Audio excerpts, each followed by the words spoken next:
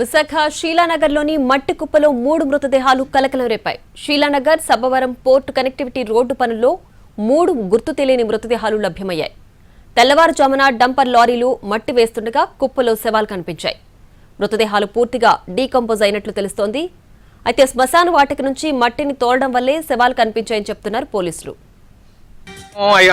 రెండు చూస్తే ఏమనిపిస్తుందంటే మెడలో ఈ పూలమాలలు ఉన్నాయి, పక్కన పడేసి ఉన్నాయి. అదే విధంగా చుట్టూ తెల్లటి బట్ట కట్టేస్తుంది అనమాట. శవాన్ని చుట్టూ వేసి ఉంది. అదే విధంగా ఆడ శవము మరి 2 కట్టయి ఉన్నాయి. అక్కడ కూడా చెక్కలు ఉన్నాయి. అదే విధంగా పొర్రెలు, ఎముకలు అవన్నీ ఉన్నాయి ఆ మట్టిలో. దీని మట్టి చూస్తా ఉంటే ఎక్కడో శ్మశాన ప్రాంతంలో ఈ డిగ్ చేసి ఆ మట్టిని తీసుకొచ్చి ఇక్కడ డంప్ చేసినట్టు అనిపిస్తా ఉంది.